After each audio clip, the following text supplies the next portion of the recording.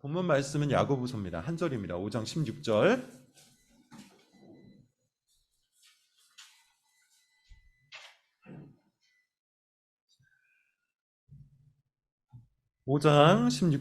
야고보서 5장 16절을 우리 같이 한번 읽어볼게요. 시작.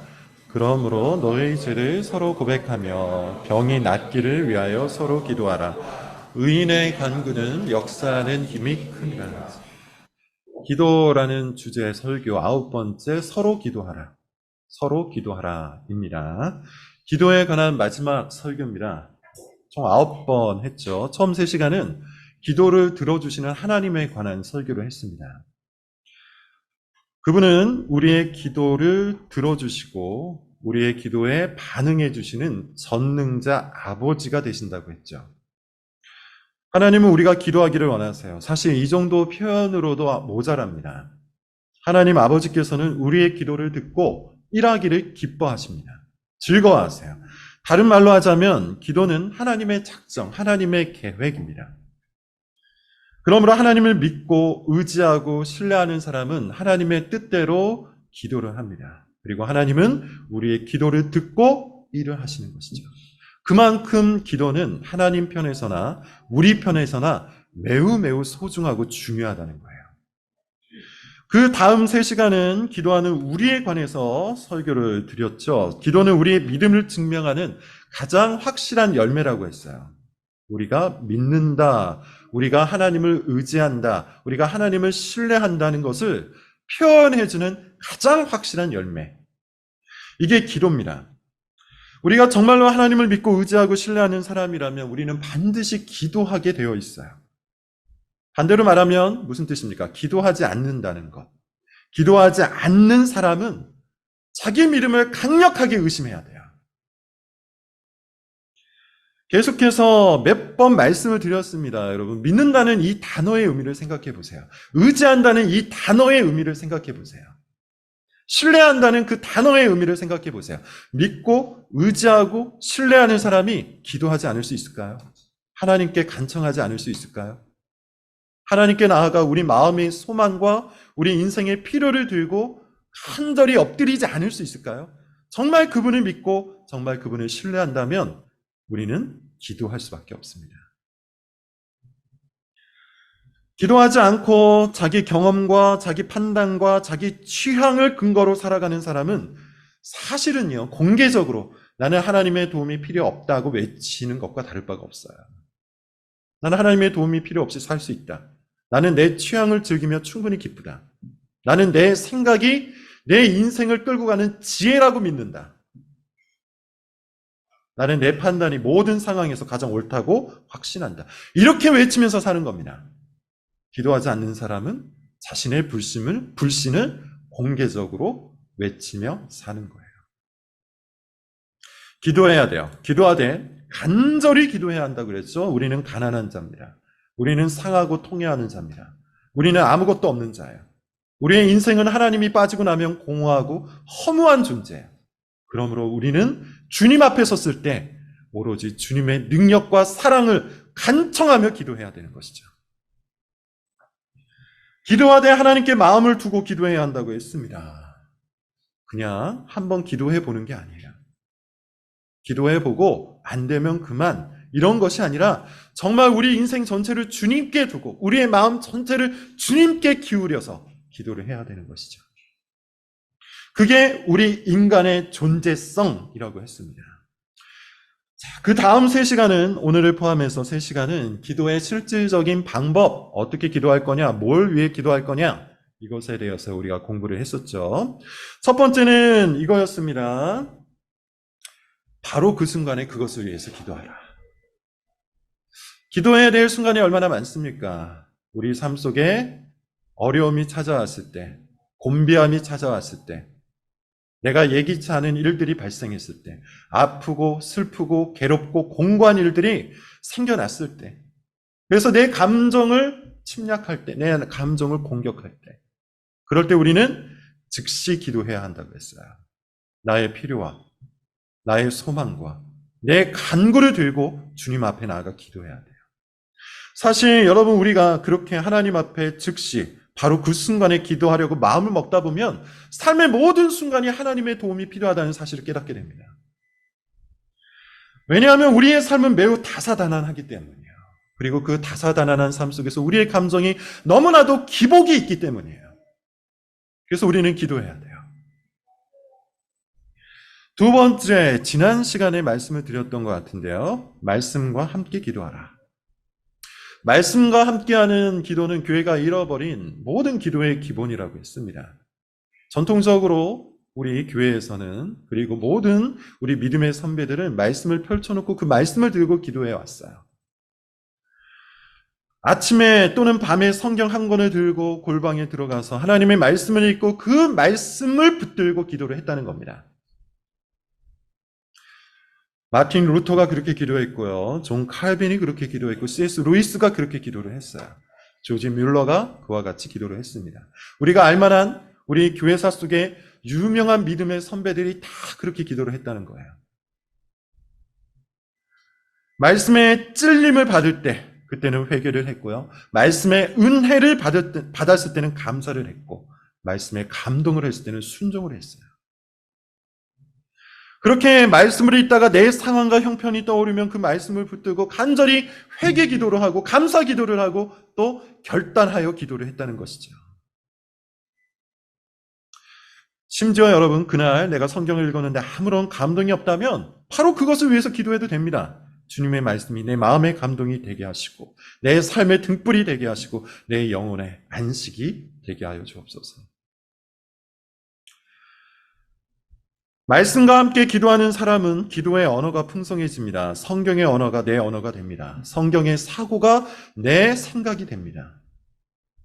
기도의 근거도 명확해지죠. 무엇을 근거로, 무엇을 붙들고 어떠한 약속이 나에게 주어졌는지를 다시 확인하며 기도할 수가 있게 돼요. 무엇보다도 말씀을 붙들고 기도하는 사람은요, 그 말씀을 체험해요. 하나님의 말씀이 살아있다는 것을 체험해요. 하나님의 말씀에 능력이 있다는 것을 체험하고 바로 여기에서 그 말씀이 진리가 된다는 것을 기도 가운데 체험합니다. 말씀과 기도하는 것을 여러분 꼭 훈련하시길 바라요. 오늘은 기도의 방법 중 마지막입니다. 제목이 이미 답이에요. 서로 기도하라. 서로 기도하라. 서로 기도하는 것에 대해서 설교를 하기 전에 먼저 용어 정리가 조금 필요합니다. 서로 기도하는 것에 대해 일반적으로 중보 기도라는 말을 많이 사용하는데 사실 이 말은 오해의 소지가 크죠. 뭘 말하는지 우리는 압니다. 근데 오해의 소지가 커요. 중보가 여러분 뭡니까? 가운데에 서서 돕는다는 뜻이에요.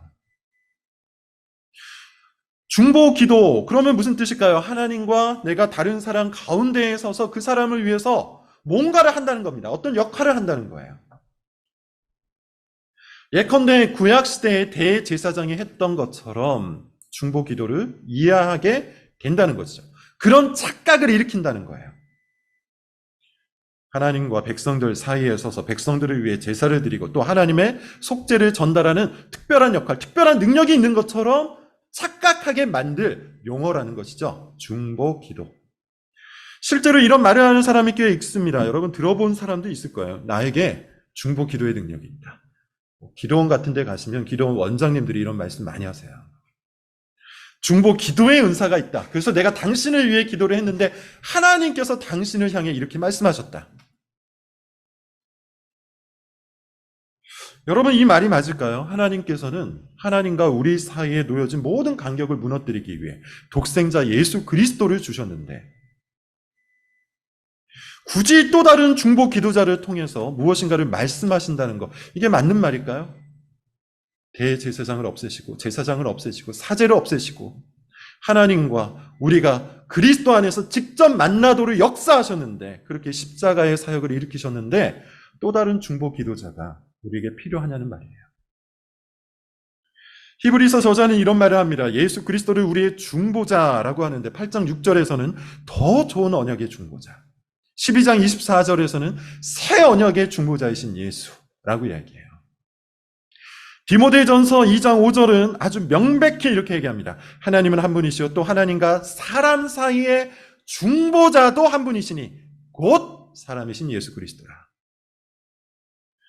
중보자는 한 분입니다. 중보 기도해 주시는 분도 한 분이에요. 지금도 하나님과 우리 사이에 서서 우리를 위해 계속해서 중보하시고 계속해서 간구해 주시는 분은 딱 한 분, 우리 주 예수 그리스도입니다. 우리가 죄를 지을 때마다 그분은 우리를 위해 중보 기도해 주세요. 우리가 공고한 일을 당할 때마다 그분은 우리를 위해서 간구해 주세요. 우리가 실패하고 낙심할 때마다 우리 주 예수 그리스도는 우리의 중보자가 되셔서 하나님 우편에 앉아 우리를 위해 일하신다는 겁니다. 그래서 여러분, 우리는 안심인 거죠. 예수 그리스도께서 우리의 중보자가 되어주셔서 하나님 우편에 앉아 우리를 위해 기도하고 간구하시니 안심할 수 있는 거예요. 그래서 우리는 담대할 수 있는 겁니다. 그렇다면 여러분, 중보 기도라는 용어가 매우 잘못된 용어라면 서로 기도한다라는 이 말은 어떤 의미일까요? 말 그대로예요. 그냥 서로 기도하는 겁니다. 똑같은 사람의 입장에서 똑같은 성정을 가진 사람으로서 서로 기도해 주는 거예요. 중보 기도하는 게 아니라 똑같이 하나님 앞에 선 단독자로서 서로를 위해 기도하는 겁니다. 하나님과 그 사람 사이에 서 있는 중보자의 능력으로 기도하는 것이 아니라 똑같이 하나님 앞에 서 있는 신자로서 기도를 듣고 역사하시는 하나님의 능력을 믿고 그를 위해 기도하는 거예요. 중보자의 능력이 아닌 하나님의 능력을 믿고 서로 기도하는 것, 이것이 올바른 용어입니다. 자, 그러면 이제 이 용어 정리를 마치겠고요. 오늘 본문으로 좀 들어가 보겠습니다. 야고보서 5장 16절, 우리 한 번만 더 지금 방금 이야기했던 것들을 기억하시면서 읽어볼게요. 시작. 그러므로 너희 죄를 서로 고백하며 병이 낫기를 위하여 서로 기도하라. 의인의 간구는 역사하는 힘이 큽니다. 야고보는 자신의 편지를 기도로 시작해서 기도로 마무리합니다. 야고보서를 읽어보면 처음에도 1장에도 기도가 있고요. 마지막 5장에도 기도가 있어요. 1장에서 야고보는 이런 말을 합니다. 누구든지 지혜가 부족하거든 모든 사람에게 후히 주시고 꾸짖지 아니하시는 너희 하나님께 구하라. 믿음으로 구하고 의심하지 말라. 기도의 절대적인 필요성과 믿음의 기도를 교훈하고 있는데 특별히 1장은 개인적인 기도와 관련이 있죠. 너희는 이렇게 기도하라. 그리고 5장에서는 이 편지를 마무리하면서 다시 기도에 대해 언급하고 있는데 이번에는 공동체 기도에 해당합니다. 5장 13절 14절 여러분 한번 보십시오. 5장 13절 14절 같이 한번 읽어보겠습니다. 시작. 너희 중에 고난당하는 자가 있느냐 그를 기도하십시오. 즐거운 자가 있느냐 그는 찬송할지니라. 너희 중에 병든 자가 있느냐 그는 교회 장로들을 청할 것이요 그들은 주의 이름으로 기름을 바르며 그를 위하여. 자, 여기서 주목할 단어가 너희 중에요. 13절 앞에도 너희 중에, 14절 앞에도 너희 중에 라고 되어 있는데 크레이그 블룸버그라는 분께서 자신의 주석에서 이 단어를 이렇게 말합니다. 너희 중에라는 말을 사용한 것은 야고보가 사적이고 개인적인 기도가 아니라 믿는 사람들의 공동체 안에서 이루어지는 기도를 생각하고 있었기 때문이다. 다시 말하면 지금 5장의 기도에 관한 교훈은 공동체에게 주고 있는 교훈이라는 거예요. 특히 교회 안에서 이런 일을 당한 사람이 있으면 기도하라고 권면을 하고 있는데요. 그 맥락 안에서 오늘 본문이 나옵니다. 서로 기도해 주라. 서로 기도해 주라. 오늘 본문은 특정 상황을 가정합니다. 14절 병든 사람이 있을 때요. 그런 경우에는 교회 장로들을 청해서 기도하라고 합니다. 그리고 15절 그 기도에 대한 약속을 주시는데 자, 요거는 중요하니까 한번 읽어보겠습니다. 15절입니다. 시작. 믿음의 기도는 병든 자를 구원하리니 주께서 그를 일으키시리라. 혹시 죄를 범하였을지라도 사하심을. 두 가지 약속을 줍니다. 믿음으로 드리는 이 기도는 첫 번째 병든 자를 일으킨다. 그리고 두 번째 그가 죄를 지었을지라도 용서를 받을 수 있게 해준답니다. 병과 죄를 짓는 이것은 구약적인 맥락이죠. 지금 야고보서를 기록하고 있는 야고보는 누굽니까? 예수님의 제자 야고보가 아니죠. 예루살렘 교회의 지도자, 야고보입니다. 그는 상당히 유대교적인 관점을 가지고 있었기 때문에 이런 방식의 표현을 하고 있는 거예요. 중요한 것은 우리가 믿음으로 다른 사람을 위해 드리는 기도가 실제 능력을 일으킨다는 거죠. 믿음으로 기도를 할 때 병자가 낫습니다. 그 이야기를 하고 있는 거예요. 그러면서 5장 16절에 한 번 더 반복합니다. 그러므로 너희 죄를 서로 고백하며 병이 낫기를 위하여 서로 기도하라. 의인의 간구는 역사하는 힘이 큼이니라. 자, 이제 여기서 여러분 우리는 서로 기도해야 하는 이유를 찾을 수가 있어요. 세 가지입니다. 오늘 본문을 통해서 우리는 세 가지 왜 서로 기도해야 하는지 그 질문에 대한 답을 찾을 수가 있어요. 첫 번째, 서로 기도하는 것이야말로 서로를 위해 줄 수 있는 최고의 선물이기 때문이죠. 여러분, 우리가 믿는 게 뭡니까? 하나님을 믿잖아요. 그리고 하나님께서 상 주시는 분이심을 믿죠. 이것이 우리가 믿는 거예요. 하나님께서 우리에게 복을 주시고 하나님께서 우리에게 사랑을 주시고 하나님께서 우리에게 필요한 모든 것을 공급해 주심을 우리는 믿습니다. 그것이 우리 믿음의 내용이에요. 이 믿음은 여러분 언제 경험되어진다고 했죠? 기도할 때 경험되어진다고 했어요. 예컨대 우리는 성경을 통해 하나님께서 복 주시는 임을 배웁니다. 그리고 성령에 의해 그것을 믿게 됩니다. 그런데 그 하나님을 언제 우리 삶 속에 체험하게 되는 것이죠? 기도할 때 체험하는 거예요. 성경을 공부할 때 그 하나님을 알게 되고 성령에 의해서 그 하나님을 믿게 되고 기도를 할 때 그 하나님을 체험하는 거예요.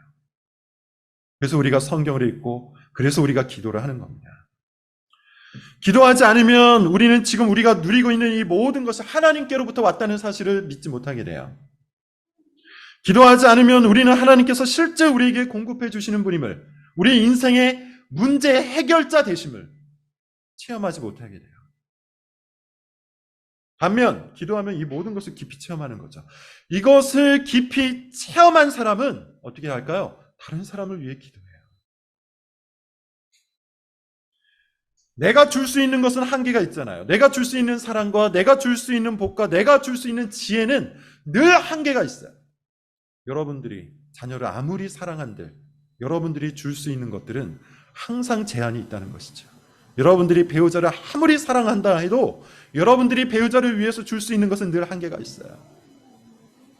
그러나 하나님께서 그 강한 손을 들어 일하시면 내 자녀에게, 내 배우자에게, 나의 부모님에게, 내가 사랑하는 모든 이들에게 무한한 사랑과 무한한 복과 무한한 지혜를 주십니다. 기도를 통해 먼저 그것을 체험한 사람은 기도가 최고의 선물이라는 것을 아는 것이죠. 사실 우리는 자신이 체험한 좋은 것을 다른 사람들에게 말하는 성향이 있기 때문이에요. 여러분, 사람들의 말을 한번 잘 관찰해 보십시오. 이 사람 저 사람이 하는 말들을 한번 잘 관찰을 해보세요. 그 사람이 정말 뭐를 복되게 여기는지, 그 사람이 정말 무엇을 좋게 여기는지를 알 수 있을 겁니다. 예를 들어 저는 자전거 타고 한강 가자는 말을 자주 하잖아요. 한 번도 간 적은 없지만 이 사람 저 사람에게 가자 이렇게 이야기를 합니다. 이유는 아주 간단해요. 제가 체험한 아주 좋은 것이기 때문이에요. 또 책 이야기도 굉장히 많이 하죠. 마찬가지로 제가 경험했던 것들 중에 굉장히 좋은 것이라고 믿고 확신하기 때문에 책을 읽자고 얘기하는 겁니다. 다른 사람들도 다 마찬가지일 거예요. 어떤 것을 자주 말한다면 아마 그 사람은 거기에서 굉장히 좋은 것을 체험했기 때문일 겁니다. 동일한 원리죠. 기도를 통해서 참된 복을 체험한 사람은 다른 사람을 위해서 기도해요.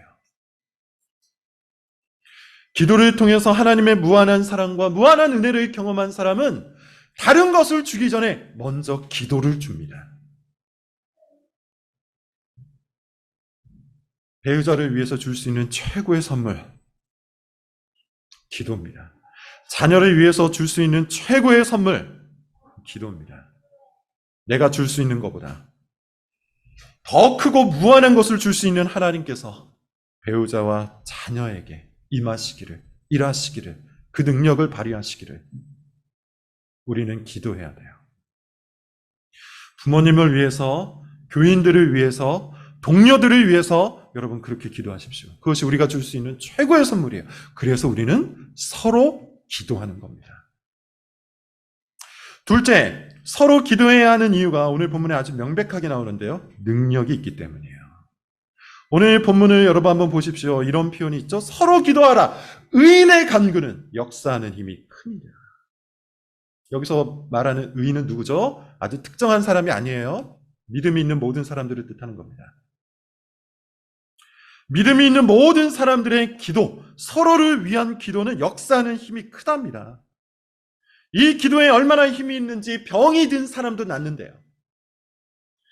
죄가 있는 사람도 은혜를 입는다고 합니다. 그래서 서로를 위해 기도해야 돼요. 대천덕 신부님이라는 분이 계십니다. 신부님이라고 말씀을 드리는 이유는 이분이 성공회 출신이기 때문이에요. 성공회 출신이고 강원도 태백에 예수원이라고 아주 유명한 기도원이 있죠. 수도원이기도 한데요. 이것을 설립하신 분입니다. 우리와는 신학적인 차이가 있어요. 하지만 이분이 기도에 관해서 많은 글을 쓰셨는데 그 중에서 특별히 아주 좋은 말씀이 있어서 좀 소개를 해보도록 하겠습니다. 이분은 서로 기도하는 것을 대도라고 합니다. 대신해서 기도한다 라고 표현하는데 사실 이 말 자체, 이 용어 자체가 우리와 조금 차이가 있죠. 근데 그 의미는 동일하니까 여러분께서 충분히 감안하시고 들어보시기를 바라요. 이렇게 말합니다. 모든 그리스도인은 대도자다. 모든 그리스도인은 대도자다. 서로 기도하는 사람이란 뜻이겠죠. 우리가 대도하지 않으면 마귀의 조롱을 받는 바보로 전락한다. 내 이웃을 내 몸같이 사랑하는 말씀을 따르려면 대도하지 않을 도리가 없고 이 땅에 하나님 나라와 정의가 이루어지게 하려면 대도하지 않을 도리가 없다. 대도는 하나님께서 일하시는 재료이므로 서로 기도하는 것은 하나님께서 일하시는 재료라고 해요. 서로 기도하는 것은 하나님께서 일하시는 재료이므로 우리는 항상 서로를 위해 대도해야 한다. 뜻이 있는 몇 사람이라도 대도하기 시작하면 하나님께서 반드시 그 대도를 쓰신다. 교회의 부흥과 개혁을 위해 대도하자. 정말로 맞는 말씀이에요. 하나님께서는 서로를 위한 기도를 높이 들어 사용하세요. 서로 기도하라. 의인의 간구는 역사하는 힘이 큼이니라. 의인이 대단하기 때문이 아니죠. 믿음이 있는 사람이 대단하기 때문이 아니죠. 그 기도 자체가 대단하기 때문이 아니에요. 하나님께서 그 기도를, 서로를 위한 기도를 들어 사용하시는 전능자시기 때문이에요. 그래서 여러분, 우리는 서로를 위해 기도해야 돼요. 여러분, 정말 누군가가 변화되기를 원하십니까? 그러면 그를 위해서 기도하십시오. 여러분, 정말 누군가가 회심하기를 원하십니까? 그렇다면 그를 위해 기도하십시오. 정말로 교회의 개혁과 교회 부흥을 바라십니까? 그렇다면 교회를 위해, 교회에 속한 교인들을 위해 지금부터라도 기도하십시오. 한 사람의 변화와 교회의 개혁과 부흥은 날카로운 분석으로 이루어지는 것이 아니에요. 뛰어난 관찰력과 통찰력 속에서 이루어지는 것이 아닙니다. 기도를 통해서 이루어지는 거예요. 왜냐하면 하나님께서 약속하시기 때문이에요. 서로 기도하라. 의인의 간구는 역사하는 힘이 크다. 셋째, 서로를 위해서 기도해야 되는 이유는 이것이 하나님의 명령이기 때문입니다. 데살로니가전서 5장 25절 형제들아 우리를 위하여 기도하라. 고린도전서 1장 11절 너희도 우리를 위하여 간구함으로 도우라. 바울이 뭐라고 얘기합니까? 우리를 위해서 기도하래요. 자기를 위해서 기도해달래요. 그것이 나를 도우는 일이라고 합니다. 에베소서 6장 18절은 아주 명확히 이렇게 얘기합니다. 모든 기도와 간구를 하되 항상 성령 안에서 이를 위하여 깨어 구하기를 항상 힘쓰며 여러 성도를 위하여 구하라. 여러 성도를 위하여 구하라. 서로를 위해서 기도하라는 겁니다. 신실한 그리스도인은 하나님의 명령 앞에서 고민하지 않습니다. 그냥 순종합니다. 하나님께서는 서로를 위해 기도하라고 명령하셨고 그 명령을 받은 우리는 기도합니다. 그것이 서로를 위해 기도해야 하는 이유예요. 자, 그렇다면 이제 어떻게 서로를 위해 기도할 것인지 구체적인 방법 살펴보고 마치겠습니다. 첫째, 누구를 위해 그리고 무엇을 가지고 기도할지를 여러분 정하십시오. 지금 누구에게 기도가 필요한지를 살피고 정하라는 뜻이겠죠. 지금 인생의 공감을 겪고 있는 사람 여러분 누군지 아십니까? 지금 신앙의 침체를 맞고 있는 사람 여러분 누군지 아십니까? 지금 슬프고 아프고 괴롭고 힘겨워하고 있는 사람 누군지 아십니까? 그들을 살펴보고 그 사람을 위해 기도하라는 거예요. 오늘 본문은 특별히 병든 사람을 위해 기도하라고 하는데요. 1차적으로는 육체적인 질병을 갖고 있는 사람이겠죠. 우리는 당연히 그런 사람을 위해 기도해야 돼요. 그런데 이것은 육체적인 질병만을 뜻하진 않습니다. 인생의 질병, 영혼의 질병을 갖고 있는 모든 사람들을 위해서 기도하라는 뜻이에요. 인생의 질병을 갖고 있는 사람들이 얼마나 많습니까? 거짓과 위선이 진짜인 줄 알고 착각하여 살아가고 있는 사람들, 인생의 질병을 앓고 있는 것이죠. 헛된 우상을 섬기고 망상 속에 살아가고 있는 자, 마찬가지예요. 영혼의 질병, 인생의 질병을 가지고 있는 겁니다. 그 모든 사람들을 위해서 기도하라는 거예요. 그러므로 여러분 소모임에서 기도 제목을 나눌 때 귀를 기울여서 잘 들어보십시오. 그 사람이 무엇으로 괴로워하고 있는지, 그 사람의 질병은 무엇인지, 그 사람이 어떤 것들을 간절히 소망하고 있는지 그것들을 살펴보고 그 사람을 위해서 기도하라는 겁니다. 만약 여러분께서 이런 마음을 가지고 교인들을 세세히 살핀다면 여러분들의 가족들, 배우자, 자녀, 부모님을 세세히 살펴본다면 정말로 기도할 것이 넘칠 겁니다. 기도 제목이 없다? 사실 여러분들에게 기도자의 마음이 없기 때문이에요. 내 배우자가 이런 고통을 겪고 있구나, 이렇게 기도해야겠다. 내 자녀가 이런 고민이 있고 아직 이런 부분이 모자라구나, 이렇게 기도해야겠다. 우리 교인이 이런 아픔이 있구나, 내가 꼭 기도해줘야겠다. 이런 것들이 넘쳐 흐른다는 것이죠. 기도자의 마음을 가지고 여러분 사람들을 바라보기를 권합니다. 그러면 하나님께서 기도의 제목들을 풍성히 주시고 우리가 기도할 때 그 기도 제목을 응답해 주실 거예요. 왜냐하면 믿는 자들의 간구는 역사하는 힘이 크기 때문이에요. 두 번째, 여러분 기록하십시오.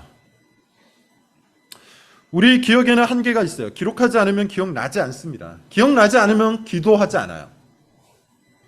누군가를 위해서 무엇인가를 놓고 기도해야겠다고 생각이 되면 꼭 노트에 기록을 하세요. 기도 노트를 만드셔야 돼요. 그래야만 우린 기도할 수 있습니다. 경험적으로 볼 때 기도 노트가 없는 사람이 다른 사람을 위해서 기도할 확률은 매우 적습니다. 기도를 한다고 해도 아주 뻔한 기도밖에 할 수 없을 거예요. 반면 기도 노트를 꼼꼼하게 기록하는 사람은 자기 기도만이 아니라 서로를 위한 이 기도도 아주 풍성하게 할 수 있어요. 기록하면서 그 사람에 대해서 한 번 더 생각할 수 있고, 그 사람을 생각하는 중에 성령께서 기도의 마음을 일으켜주시고 그것을 놓고 그 사람을 위해 기도할 때 더 간절히 기도할 수 있는 겁니다. 배우자를 위한 기도 노트를 여러분 갖고 계십니까? 자녀를 위한 기도 노트를 채우고 계십니까? 교인들을 위해, 교회를 위해 적어놓은 기도 노트가 있으십니까? 만약 여러분께서 서로 기도하고자 한다면 반드시 기도 노트를 마련하시길 바랍니다. 기도 노트의 장점은 또 있죠. 그 기도가 응답된 것을 확인할 수 있어요. 하나님께서 실제로 능력으로 역사하신다는 것을 기도 노트를 통해서 경험할 수 있다는 것이죠. 자녀의 삶에, 배우자의 삶에, 교회 가운데 교인들의 삶 속에 하나님께서 그 능력의 손길로 역사하심을 우리가 노트를 통해서 확인해 볼 수 있는 겁니다. 하나님이 살아계시는구나, 주님이 능력이 있으시구나, 주께서 나의 기도에 귀를 기울이고 계시는구나. 마지막 세 번째입니다. 기도하십시오. 계속해서 말하지만 이 기도 설교의 목적은 딱 하나예요. 9번에 걸쳐서 설교했지만 여러분 세세한 것은 다 잊어도 괜찮습니다. 지금까지 제가 말씀드렸던 많은 내용들을 하나도 기억하지 못해도 좋아요. 바라는 것은 딱 하나입니다. 딱 하나만 여러분에게 남아있기를 바라는데 기도하는 거예요. 기도에 관해 아무리 많이 알아도 기도하지 않으면 사실 아무 의미가 없잖아요. 기도에 대해서 아무리 좋은 신학을 가지고 있어도 기도하지 않으면 아무것도 아니에요. 기도해야 합니다. 기도할 때 비로소 기도가 됩니다. 지금 제가 한 말을 여러분 꼭 기억하세요. 기도할 때 비로소 기도가 돼요. 기도할 때 비로소 기도에 스스로 납득이 돼요. 기도하지 않으면 왜 기도해야 되는지 모릅니다. 기도하지 않으면 기도가 나오지 않습니다. 기도하지 않으면 점차 기도하지 않게 됩니다.